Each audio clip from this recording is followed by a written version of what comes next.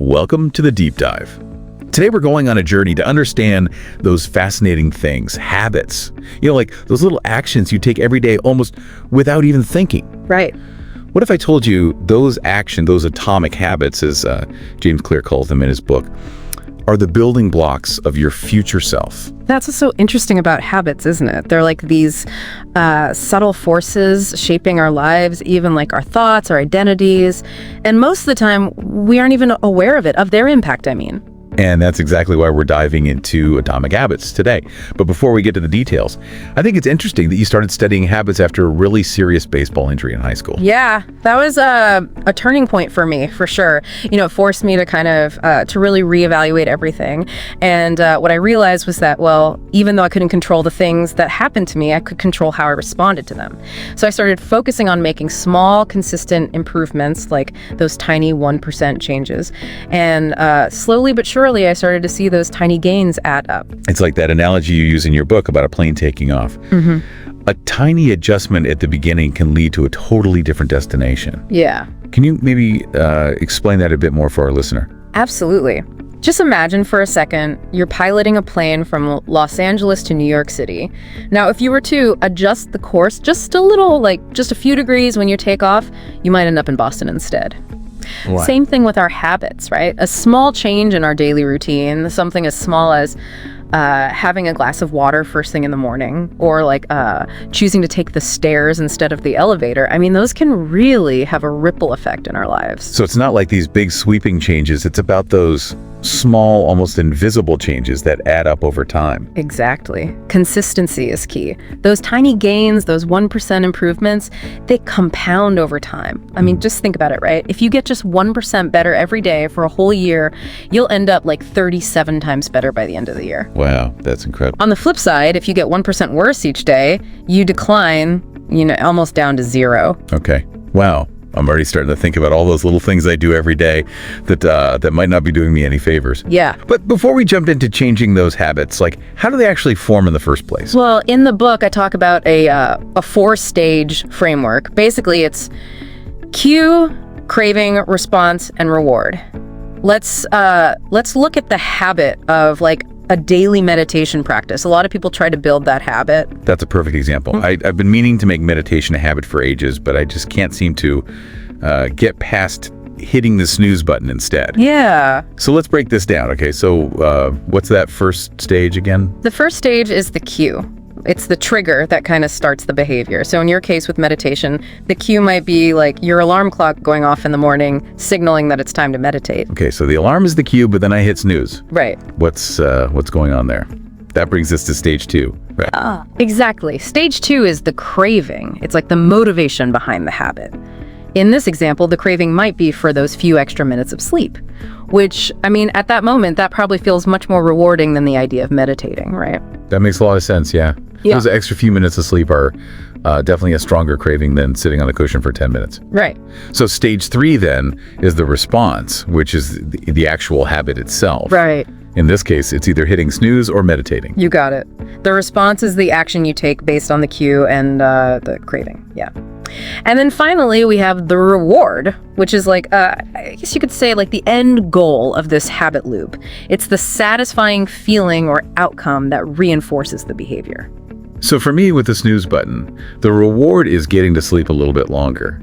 And the reward for meditating, well, I guess that would be like a sense of calm and maybe more focus, but it's definitely not as immediately satisfying as those extra few minutes of sleep. That's exactly it. You hit the nail on the head. That immediacy of the reward often makes the difference in which action we choose. And that's where we'll get into how to change those behaviors, but let's save that for later. Okay, so we've got these 4 stages: cue, craving, response, and reward. Right. And it sounds like understanding those is the first step to actually like changing our habits. Exactly. If you want to change a habit, you first have to kind of be aware of what's driving it. It's like, imagine trying to solve a problem, but you don't even understand the cause. Right. It's not going to work. And that's where this whole idea of awareness comes in. Right. And you've got this really fascinating example in the book about Japanese railway conductors. Yeah. What's the story there? Yes, the point and call system. Now, it might seem a little, I guess, a little strange at first, but it really works. It's incredibly effective. These conductors, they physically point at and they call out every signal and every action they perform to make sure that they're, present, like fully aware of everything. So it's almost like a mindfulness technique. Right. Like by verbalizing their actions, they're less likely to make mistakes or miss things. Exactly. They're bringing their full attention to every single task, which minimizes, the risk of getting complacent or making errors. And the results are amazing. I mean, the Japanese railway system is famous for its incredible safety record. Wow. That's pretty impressive. So how can we apply this to our own lives? Right. We're not driving trains or anything, but there has to be a way to kind of bring that same level of awareness to our own habits. Well, that's where this thing called the habit scorecard comes in. It's basically it's a tool that I came up with to help people track their daily habits. Yeah. And to become more aware of those hidden cues and patterns that are that might be driving their behavior without them even realizing it. Okay, so walk me through it. Like, how would our listener create their own habits scorecard? It's pretty simple, really. You just start by making a list of your daily habits, everything from the moment you wake up to when you go to bed. Then you assign a plus, a minus, or an equal sign to each one. Okay. Depending on if it's beneficial or detrimental or neutral. Okay, got it. Easy. So let's say I check my phone first thing in the morning. That would be a minus, right? Well, it depends. It's not about, thinking of habits as good or bad. It's about understanding their impact on your life. Like, are they in line with, what you want to achieve with your values? Maybe checking your phone helps you feel connected and it gets your day started on a positive note. Or maybe it sends you down, a rabbit hole of distractions and it makes you feel anxious and overwhelmed. So it's about paying attention to how those habits make you feel, not just judging them based on some right. Exactly. The habit scorecard is all about becoming more aware of your actions, your patterns, and your triggers. And once you've got that awareness, then you can start making better choices about the habits you want to have and the ones you want to, get rid of. That's so important. Yeah. It's like you were saying before, you can't solve a problem unless you actually understand what's causing it. Yeah. And that's what this habit scorecard helps us do. It gives us that understanding. It gives us the awareness of those little things that are shaping our lives every single day. Right, exactly. And once you've got that awareness, then you can start to design your environment to support those good habits that you want. And it makes it harder to go back to those unwanted patterns. Okay, so let's talk about environment for a second. I think we all kind of know that that our surroundings play a role in how we behave. But you have this really interesting story in your book about a soap experiment that took place in Pakistan. Yes. Could you tell us about that? Yeah, that experiment, it shows how important it is to make a habit satisfying. So the habit they wanted people to adopt was hand washing to reduce the spread of disease. Yeah. They found that just providing information about, how important it is to wash your hands wasn't enough to change behavior. So people knew they should be washing their hands, but they weren't actually doing it. Right. But then the researchers, they introduced this new soap that actually made hand washing a more enjoyable experience. It lathered better, smelled better, and gave people this immediate sensory feedback. Interesting. Okay, and what happened? Hand washing rates went way up. Really? People started associating hand washing with pleasure rather than just, another chore. That's incredible. It makes me think about something you said earlier about how our brains prioritize those immediate rewards. Right. So if we can make those good habits more enjoyable, more immediately satisfying, we're more likely to keep doing them. What are some other ways we can, design our environment or make those good habits easier to do? Well, one strategy is to make the cues for good habits more obvious and the cues for the bad habits less obvious. Think about it like this. If you want to read more, leave a book on your pillow instead of tucked away on a bookshelf, right? So it's about making those good habits easier to see to kind of remind yourself. Exactly, yeah. And the opposite is true for the bad habits. If you want to spend less time on your phone, put your phone away in a drawer or even in another room. out of sight, out of mind, as they say. Right. And then there's that habit stacking technique that you talk about. Can you remind our listener what that's all about? Yeah. Habit stacking is it's basically using your existing routines to your advantage. You basically link a new habit to one you already have. Like, let's say you already have a solid habit of making your bed every morning. Okay, so we're using that existing habit as a base. Right. So instead of just making the bed, you could add another habit, like doing 5 minutes of stretching or something. Okay. The idea is to you're piggybacking on that existing neural pathway, which makes it easier to adopt the new behavior. So I would think, okay, after I make my bed, I'll stretch for 5 minutes. It's almost like a domino effect of good habits. Exactly. You can stack habits in all sorts of ways. Like after I brush my teeth, I'll meditate for 2 minutes. Or after I eat lunch, I'll go for a 5-minute walk. There's tons of possibilities. That's great. So we've talked about the power of tiny gains and losses, the 4 stages of building a habit, the importance of being aware, and now this idea of designing our environment to help us succeed. It feels like we're starting to build a toolkit for actually changing our habits. We are, but there's another crucial element that we have to talk about: the role of identity. This is where it gets really interesting. Okay, let's dive into that. I have a feeling this is where the real magic happens. Yeah. Welcome back to our deep dive into atomic habits. Last time we were talking about how important it is to design your environment so that it helps you build better habits. But I think it's time to switch gears a bit and delve into something that's really important for long-lasting change. We need to talk about the role of identity. This is where it gets really interesting. I know you talk about this a lot in your book. How does our sense of self, our identity, how does that actually affect our habits? Well, you can think about it this way. Your current habits, whatever they are, they're basically a reflection of who you believe you are, of your current identity. Those things you do consistently, whether it's working out every day or biting your nails when you're stressed, those are all expressions of who you think you are. So if I see myself as someone who's lazy or undisciplined, I'm more likely to have habits that reinforce that belief. Yeah, I mean, it's kind of like a chicken and egg thing. But yeah, our habits and our beliefs about ourselves, they're kind of constantly talking to each other, influencing each other. Yeah. So if you want to change your habits, you need to start changing the underlying beliefs you have about who you are. Okay, so then how do we actually do that? How do we shift how we see ourselves so that we can build the habits we want? One really powerful way is to just start acting as if you're already that person you want to be. So instead of waiting for your habits to change before you, accept this new identity, try kind of flipping the script. So kind of fake it till you make it. It's more than just faking it. Okay. It's more about actually embodying the qualities and the behaviors of that person you want to become. So if you want to be a writer, start writing every day, even if it's just for 10 minutes. Don't wait for inspiration or the perfect moment. Just act as if you're already a writer. So it's about making our actions match the identity that we want, right? So if we want to be healthier, we start acting like a healthy person. We choose foods that they're good for us. We move our bodies more. We get enough sleep.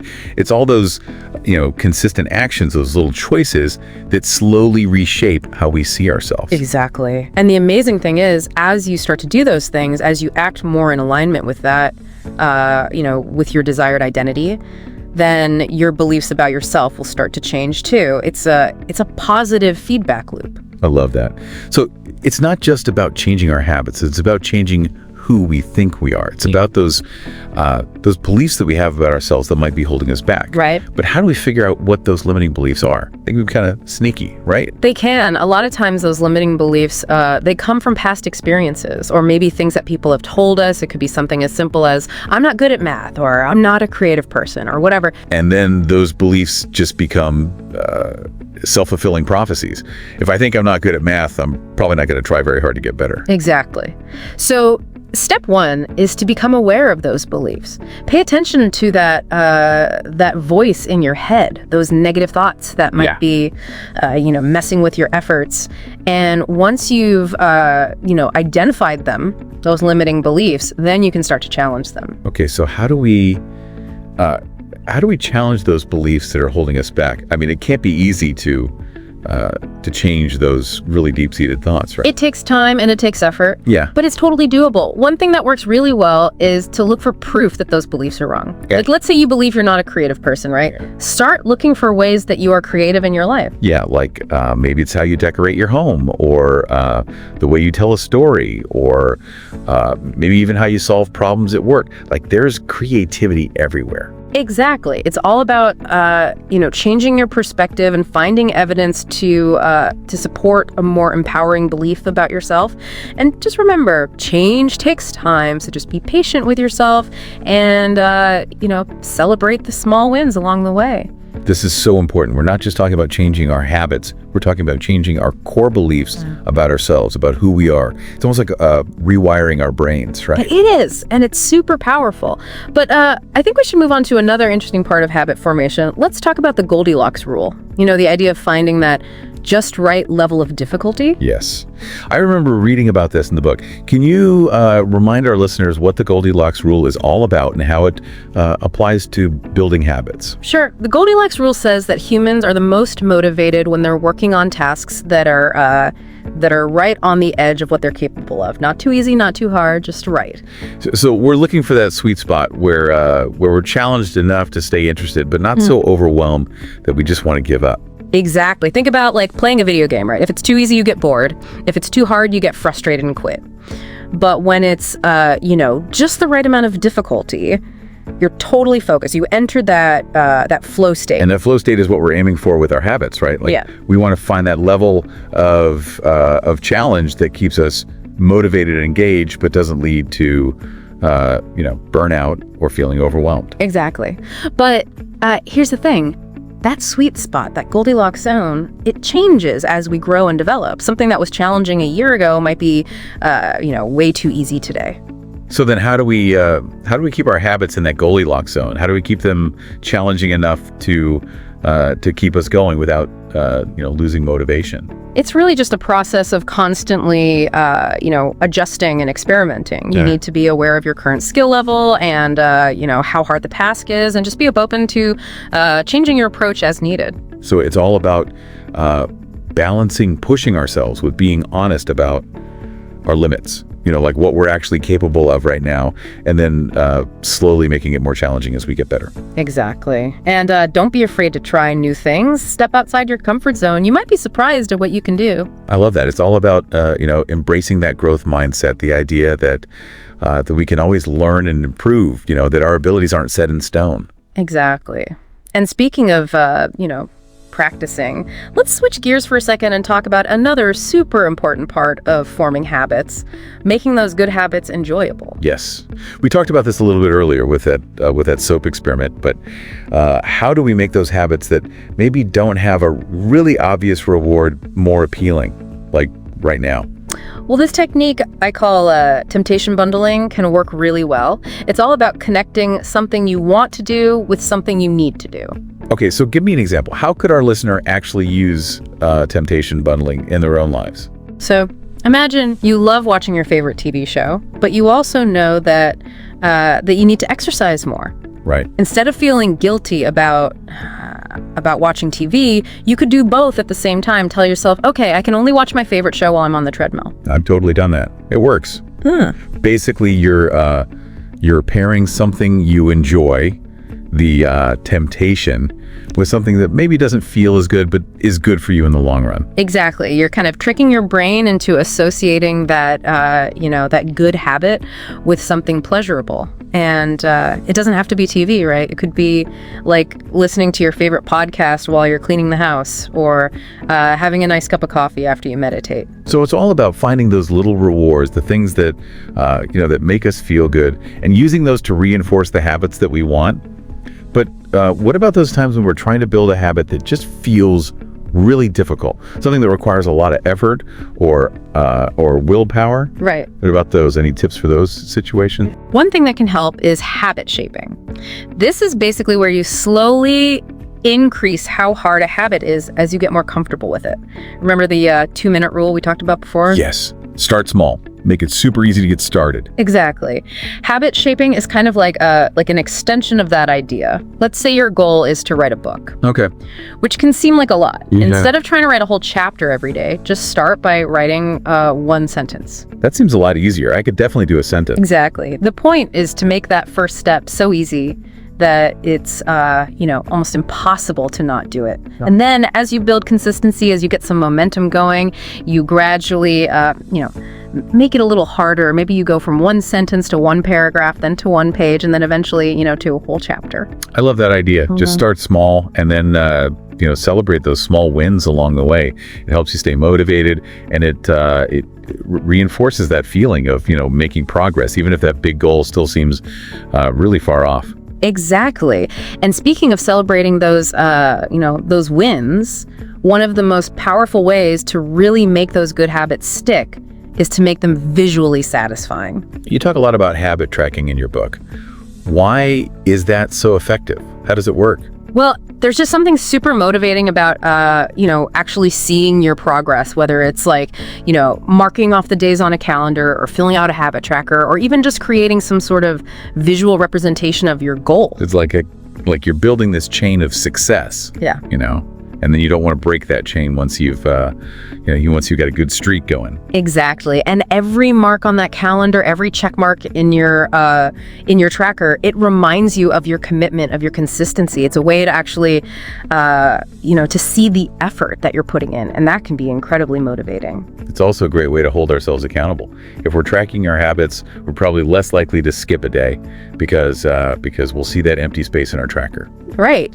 And if you want to really take that accountability to the next level, you can even, get an accountability partner, like a friend, a family member, a coworker, or even, a coach or a mentor. So someone who can support you, encourage you, and, keep you on track. Exactly. Just sharing your goals with someone, having someone who can, check in on your progress and offer support, that can make a huge difference in your ability to actually stick with those habits. It's like having a cheerleader, someone to celebrate your wins with and help you through those times when you're struggling or having doubts. Yeah, absolutely. And if you're serious about change, you could even create something called a habit contract. A habit contract? What's that? It's basically a written agreement, that outlines the habit you want to build, your plan for getting there, and most importantly, what the consequences are if you don't follow through. So it's like adding some extra motivation, maybe even a little fear.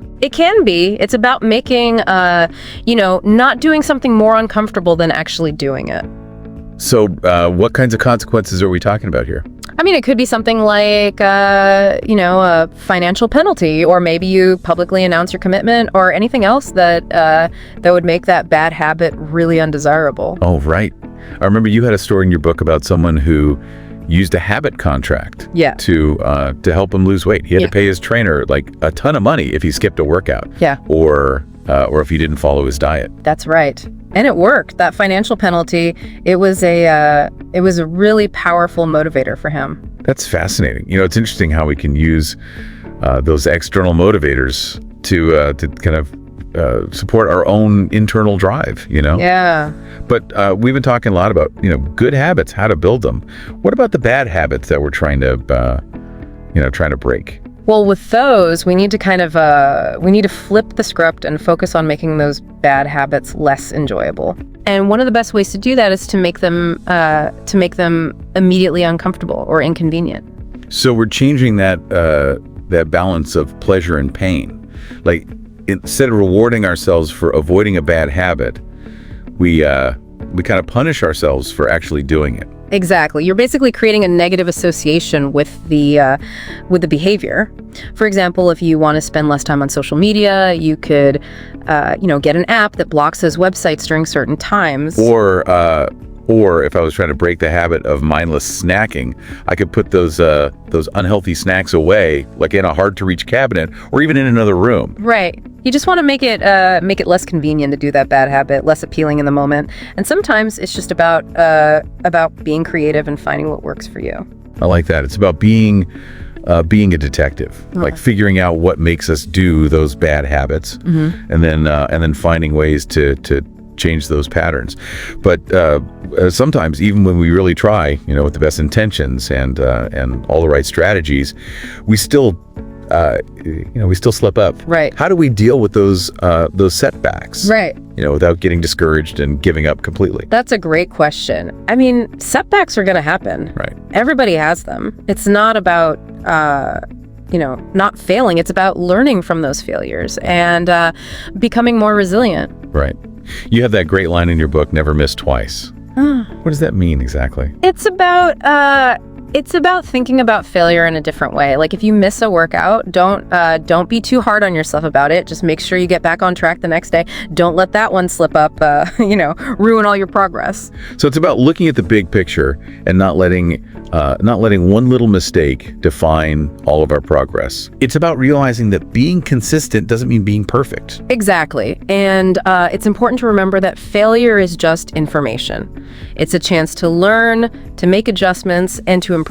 Instead of seeing setbacks as personal failings, we can see them as information that helps us do better next time. Absolutely. And this ties into one of the core principles of the book: continuous improvement. Right. It's not about reaching your goal and then stopping. It's about constantly trying to get better, to refine your habits, to make your systems better, and to become the best version of yourself. I love that. It's about having that growth mindset. Right. Believing that our abilities, that they aren't fixed, but we can develop them through effort, practice, and being open to learning from our mistakes.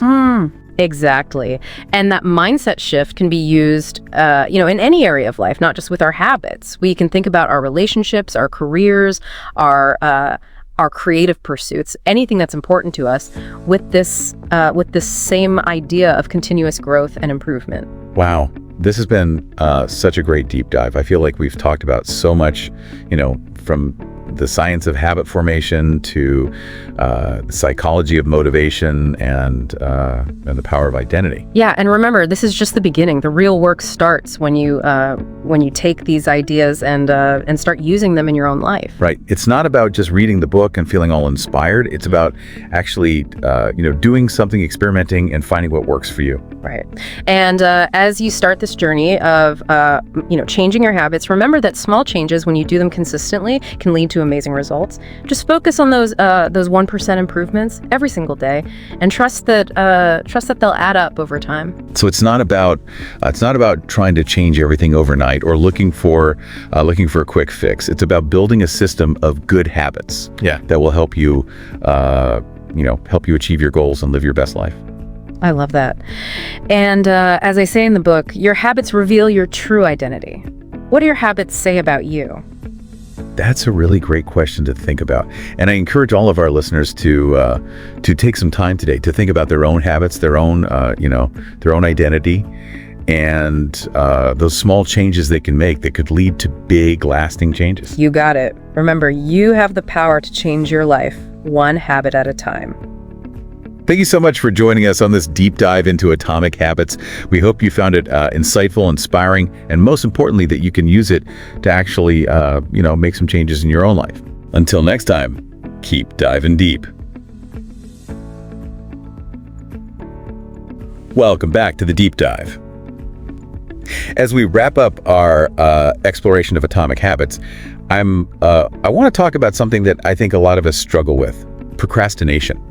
It's like a universal thing, isn't it? It really is. And procrastination is so interesting because it's usually driven by, this desire to avoid feeling uncomfortable, whether that's, thinking a task is too difficult or being afraid of failing. Right. Like our brains just want to choose the easiest path. Right. Even if that means putting off important stuff that could really help us later on. Exactly. And in the book, I talk about procrastination a bit differently. Instead of thinking about it as, laziness or a character flaw, I think it's better to see it as a way of trying to feel better in the short term. So instead of getting mad at ourselves for procrastinating, we should try to understand, why we're feeling that way. Like what emotions are behind it. Exactly. Maybe we're feeling overwhelmed or stressed or anxious or even just, bored. And once we, figure out those emotions, we can start to deal with them in healthier ways. That makes a lot of sense. So like, let's say I'm putting off a project at work. Maybe it's because I'm I'm worried about not doing a good enough job. So instead of avoiding it, maybe I could try breaking it down into smaller, more manageable chunks so it doesn't feel so overwhelming. Yeah, that's a great example. Or let's say you're procrastinating on exercise. Maybe you're just not enjoying the kind of exercise you're doing. So maybe the answer is to try some different activities until you find something that, something that you really enjoy and that motivates you. It's like recognizing that procrastination is just a symptom of something else, not the problem itself. Right. And once we deal with those, those deeper emotions or those beliefs, the procrastination might just, go away on its own. That's the key. And sometimes it helps to shift our focus from the outcome to the actual process. So instead of thinking about that end goal, which can be intimidating, we can just, focus on just showing up and doing the work, even if it's just for a few minutes every day. This reminds me of the 2-minute rule. Just start small, make it really easy to get going. Exactly. And once you've, gotten over that initial resistance, you've got momentum. Right. It's a lot easier to keep going once you've started. So it's like we're tricking our brains, right? Yeah. Finding those little, those little wins that give us that sense of momentum and motivation. But what about those times when we, despite our best efforts, what about when we slip up? How do we get her with those, inevitable setbacks without getting discouraged and just giving up? Well, setbacks are going to happen. Everyone has them. The important thing is to not let one missed opportunity ruin all of your progress. You talk about never missing twice. Yeah. Can you explain that a little more? It's pretty simple, really. If you miss a workout, don't beat yourself up about it. Just make sure you get back on track the next day. Don't let one slip up turn into a whole pattern of self-sabotage. So it's about focusing on the long term and not letting one little mistake define all of our progress, right? It's about understanding that consistency doesn't have to mean perfection. Exactly. And it's also important to remember that failure is just feedback. It's a chance to learn, to adjust, and to improve. Instead of seeing setbacks as